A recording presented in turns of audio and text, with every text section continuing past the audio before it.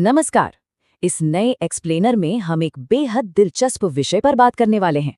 आज हम एक ऐसी कंपनी के वित्तीय आंकड़ों का पूरा एक्सरे करने जा रहे हैं जिसकी चर्चा हर जगह होती है, अदानी एंटरप्राइजेज। बिना किसी फालतू शोर शराबे के हम सीधे उन ठोस आंकड़ों और तथ्यों में गोता लगाएंगे जो वास्तव में इस कंपनी की वर्तमान स्थिति की सच्ची कहानी बयां करते हैं। ये कोई ऊपर ऊपर की बात नहीं होगी, बल्कि नंबर्स के अंदर का एक डीप डाइव होगा। तो इस पूरे डेटा को डिकोड करने के लिए हमने इसे 4 स्पष्ट हिस्सों में बांटा है। पहला, ऐतिहासिक स्टॉक प्रदर्शन। दूसरा, कंपनी के मुख्य वित्तीय फंडामेंटल्स। तीसरा, भविष्य के लाभ के अनुमानों का विश्लेषण। और अंत में चौथा, शेयरधारिता विवरण यानी ओनरशिप का पूरा ब्रेकडाउन। तो चलिए बिना देरी किए शुरू करते हैं। ठीक है, तो सबसे पहले बात करते हैं ऐतिहासिक स्टॉक प्रदर्शन और उसकी गति के विश्लेषण की। आइए इस मोमेंटम को समझते हैं। देखिए, किसी भी स्टॉक के आज को समझने के लिए उसके इतिहास के पन्ने पलटना बहुत जरूरी है। अब इन आंकड़ों पर गौर करते हैं। सिर्फ पिछले एक महीने के अंदर ही इस स्टॉक ने पूरे 53% का एक बहुत ही शानदार प्रॉफिट दर्ज किया है। 53%, ये वाकई एक बहुत बड़ा और तेज उछाल है। लेकिन कहानी में एक दिलचस्प ट्विस्ट है। जब हम टाइमलाइन को थोड़ा पीछे ले जाते हैं तो तस्वीर काफी बदल जाती है। पिछले 6 महीनों में ये प्रॉफिट 17% रहा और अगर पूरे एक साल का नजरिया लें तो रिटर्न सिर्फ 3.76% ही दिखता है। 5 साल के परिदृश्य में भी ये करीब 5.76% के आसपास है। लेकिन जरा रुकिए, अगर हम बिल्कुल शुरुआत से देखें, मेरा मतलब है 1999 से लेके अब तक, तो इस स्टॉक ने कुल 540% का भारी भरकम रिटर्न दिया है। सोचिए, एक तरफ सिर्फ एक महीने में 53% का अचानक स्पाइक और दूसरी तरफ एक साल का सिर्फ 3.76% रिटर्न। शॉर्ट टर्म की ये भयंकर अस्थिरता और 1999 से 540% की लॉन्ग टर्म ग्रोथ के बीच का ये कंट्रास्ट सच में चौंकाने वाला है। स्टॉक के प्राइस मोमेंटम से हटकर अब सीधा चलते हैं हमारे दूसरे हिस्से पर, मुख्य वित्तीय फंडामेंटल्स। चलिए इस कंपनी के अंदरूनी हकीकत और इंजन की असली ताकत को परखते हैं। और यहाँ हमारे सामने एक बहुत ही बड़ा नंबर है, 3,25,400 करोड़ रुपए। ये इस कंपनी का कुल मार्केट कैपिटलाइजेशन यानी बाजार पूंजीकरण है। इस संख्या की विशालता को महसूस करने के लिए बस एक सेकंड रुकते हैं। 3,25,400 करोड़, इतने बड़े विशाल पैमाने पर काम करने वाली कंपनी का पूरा वित्तीय आधार इसी नंबर पे टिका है। ये आंकड़ा ही मार्केट में इस कंपनी के भारी भरकम वजन और इसके विशाल प्रभाव को पूरी तरह से साबित कर देता है। लेकिन मजे की बात तो अब शुरू होती है। एक तरफ हमारे पास वो विशाल मार्केट कैप है और दूसरी तरफ जब हम कुछ माइक्रोमेट्रिक्स को देखते हैं तो तुलना बड़ी दिलचस्प हो जाती है। प्रति शेयर बुक वैल्यू सिर्फ 627 रुपए पर खड़ी है और डिविडेंड यील्ड वो तो मात्र 0.05% है, बिल्कुल ना के बराबर। साथ ही फेस वैल्यू सिर्फ 1 रुपए है।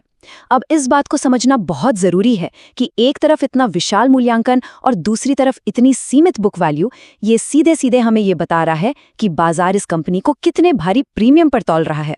सच कहूं तो बैलेंस शीट की गहराई और बाजार की भविष्य की उम्मीदों को मापने का ये एक बहुत ही सटीक तरीका है। खैर, वर्तमान फंडामेंटल्स की तो बात हो गई। अब हमारे तीसरे पिलर की ओर बढ़ते हैं, लाभ के अनुमानों का विश्लेषण। चलिए देखते हैं कि भविष्य के पूर्वानुमान क्या कह रहे हैं। सीधे मार्च 2025 के डेटा पर नजर डालें तो हमारे सामने दो बहुत ही खास प्रॉफिट बेंचमार्क आते हैं। पहला अनुमान 10,466 करोड़ के लाभ को दिखाता है और दूसरा एक और भी ऊंचा लक्ष्य है जो सीधे 13,525 करोड़ के आंकड़े को छू रहा है। याद रखिए, ये सिर्फ कोई रैंडम नंबर्स नहीं हैं, ये वे पक्के लक्ष्य हैं जिन पर आगे चलकर पूरे बाजार की पैनी नजर रहने वाली है। मार्च 2025 तक अगर कंपनी इन आंकड़ों को हासिल कर लेती है तो यह कंपनी की भविष्य की वित्तीय वृद्धि और दिशा तय करने के लिए एक गेम चेंजर साबित होगा। अब आते हैं अपने चौथे और आखिरी हिस्से पर, शेयरधारिता विवरण। आखिर इस पूरी पाई का मालिक कौन है? इस बड़े साम्राज्य के पीछे किसका पैसा लगा है? सवाल ये है कि इन भारी भरकम फंडामेंटल्स और 2025 के उन बड़े लक्ष्यों को असल में बैक कौन कर रहा है? जरा इस नंबर पर गौर करें, 6,64,882।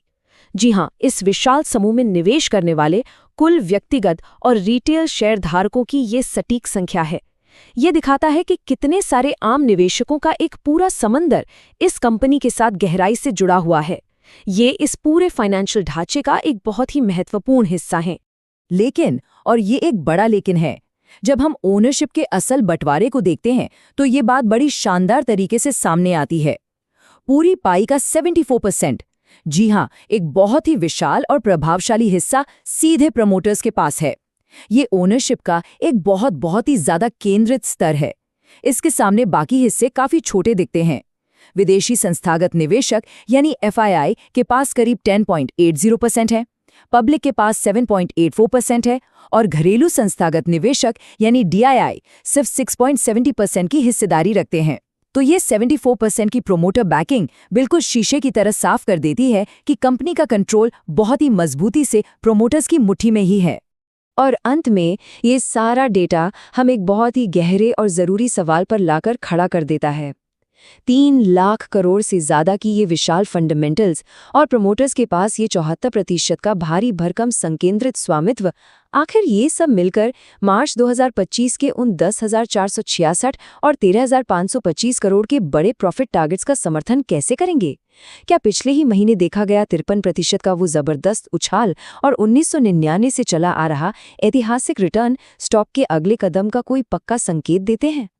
हमारा आज का ये एक्सप्लेनर यही समाप्त होता है, लेकिन ये सवाल इस स्टॉक की आगे की कहानी को समझने के लिए एक बहुत ही खुला और रोमांचक मंच छोड़ जाता है। इस डीप डाइव में हमारे साथ जुड़ने के लिए बहुत बहुत धन्यवाद।